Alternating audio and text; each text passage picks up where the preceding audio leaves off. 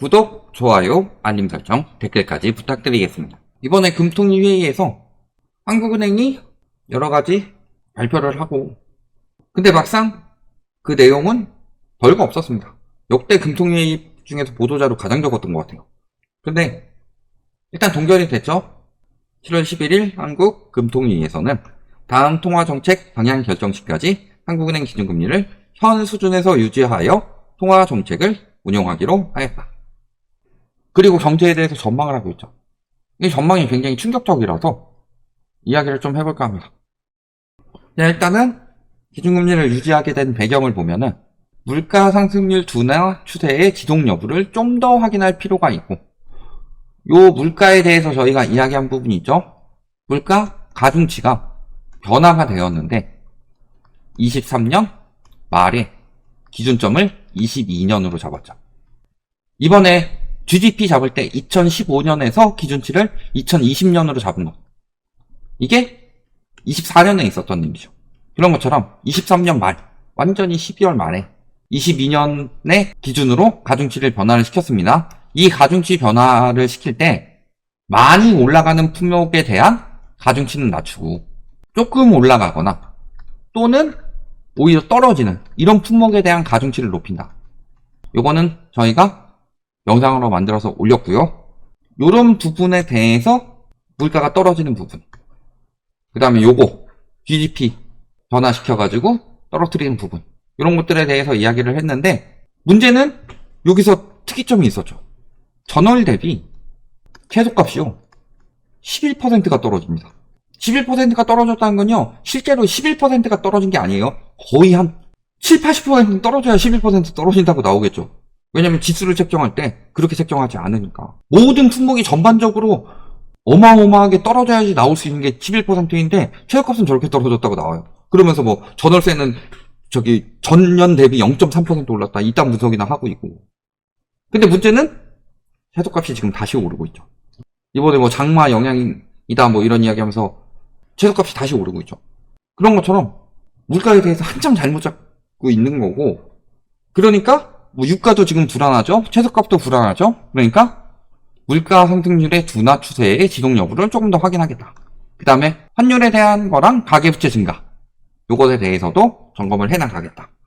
수출 개선세가 이어졌지만 내수가 조정되면서, 저는 이 조정이란 표현을 되게 싫어합니다. 불리한 조정이라고 그래. 그래서 부문 간 차별화가 지속되고 성장세도 주춤하였다. 고용 양호하지만 취업자 수 증가폭은 축소되었다. 고용이 양호하다고 분석한 것부터가 잘못됐습니다. 20대 40대 고용이 줄어들고 60대 이상 고용이 늘어나는데 이게 어떻게 양호한 고용이냐. 정신 나가지 않고서는 고용이 양호하다는 분석을 할 수가 없어요. 한국은행이 이러니까 전망이 충격적으로 나오는 거지. 이 와중에 왜 충격적인 전망이라고 생각을 하냐면요, 사태 파악을 이렇게 못하니까 한국은행이. 성장률은 지난 5월 전망치에 대체로 부합할 것이다, 이런 식으로 이야기를 하는데, 보면은 1분기 기준으로 지금 이야기들이 들어갔죠. 지금 7월인데 2분기에 대해서 거의 다 나왔을 텐데 이 부분에 대해서 안 하고 유리한 1분기 자료 쓰고 있죠. 그러면서 지금 민간 소비가 오히려 성장하고 있다, 이렇게 분석이 되고 있는 거고. 민간 소비 성장하고 있어요? 건설 투자, 아니 정부에서 PF 대놓고 밀어주는데. 소매 판매액 떨어졌고 근데 소비는 늘어나. 판매액이 떨어졌는데 소비가 늘어나는 건 뭔 소리예요? 물가가 올라가서 쓴 돈은 많은데 내수는 안 살아나고 있다는 소리죠. 이런 것처럼 취업자 수도 증감만 보고 이야기를 하고. 근데 취업자 수 증감 보세요. 이것도 대부분 60대 이상인데. 여기에 더 핵심적으로는 정신 나간 지표를 내고 있으니까 정신 나간 판단이 나올 수밖에 없어요. 그러니까 한국은행이 통화정책을 지금 개판을 치고 있는 거다. 왜? 이것도 아까 제가 1분기 이야기를 했죠. 왜 1분기 이야기를 하겠어요? 5월 보면 생산, 소비, 투자 트리플 감소했죠. 2분기에 여태까지 나온 거 4월, 5월 데이터를 넣으면은 지금 내수가 안정되었다는 소리를 죽어도 못한다. 그러니까 1분기 데이터로 하고 있는 거다. 생산 0.7, 소비 0.2, 설비, 투자 4.1 감소했다. 그리고 생산이 감소했다는 소리는 앞으로 소비가 감소할 것을 예상을 하고 있다는 소리다. 여기에 또 한 가지 정신 나간 통계.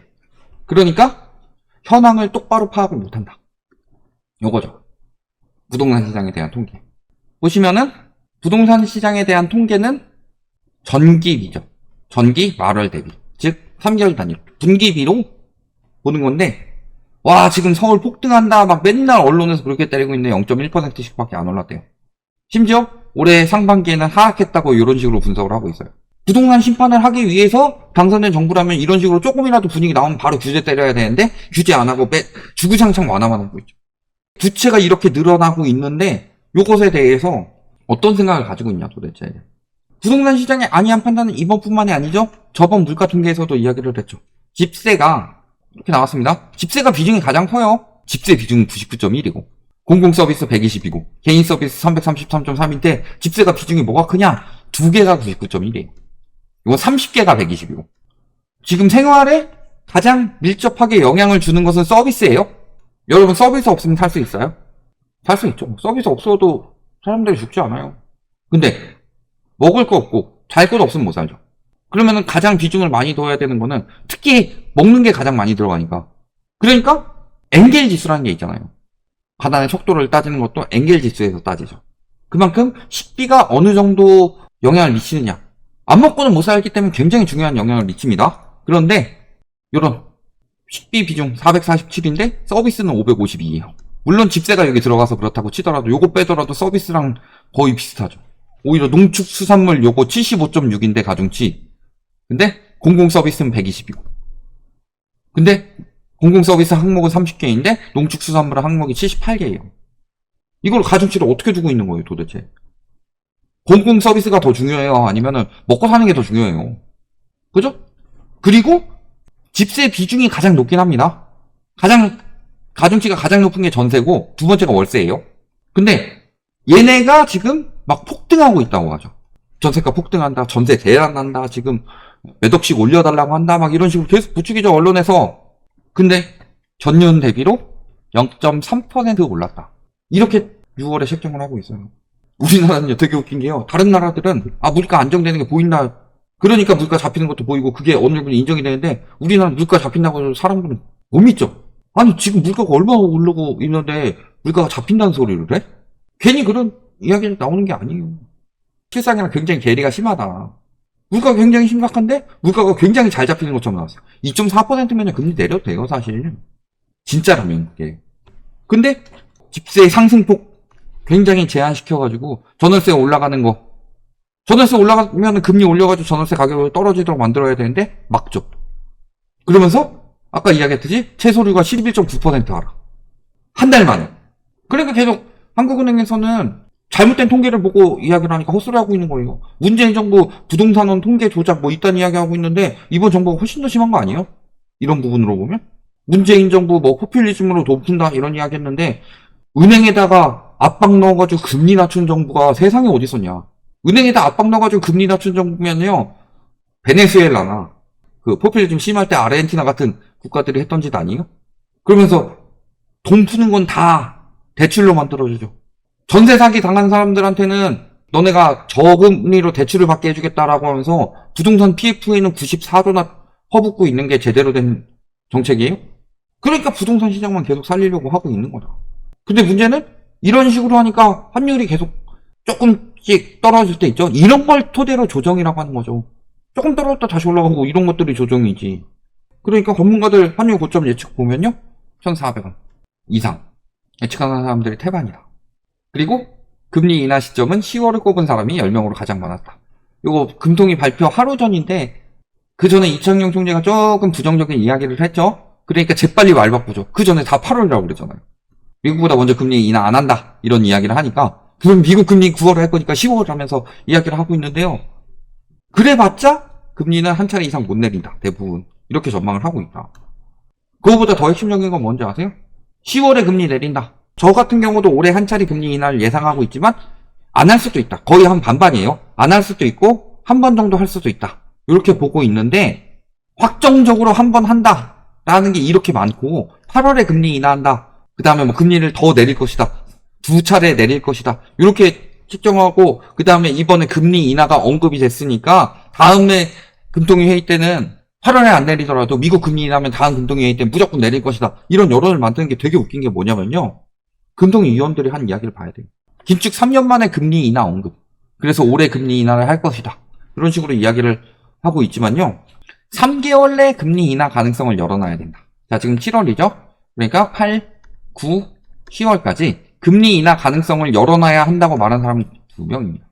즉 10월 금리 인하를 말한 사람도 금통위 의원 6명 중에 2명이다. 아직 3분의 1밖에 안 된다. 대다수의 의견이 아니다. 근데 저게 금리 인하 언급했으니까 금리 인하 할 것처럼 대다수의 의견인 것처럼 이야기를 하는 것도 되게 웃기지 않아요? 그리고 또 한 가지. 금리 인하한다고 해서 시중금리가 떨어질 것 같아요? 지금 은행권에서 가상금리 붙여가지고 올리고 있는데 현재 금리가 말이 안 되는 금리이긴 하죠. 기준금리 3.5% 이 정도 금리 나오는 나라가 세상에 어딨냐. 그래서요 하반기에 보면요 금리 인하한다 해가지고 집값 오른다라고 하면서 계속 막 그런 데이터만 갖다 했는데 이번에 하반기 여론조사 나오니까 올라간다보다 떨어진다고 더 많이 나왔죠.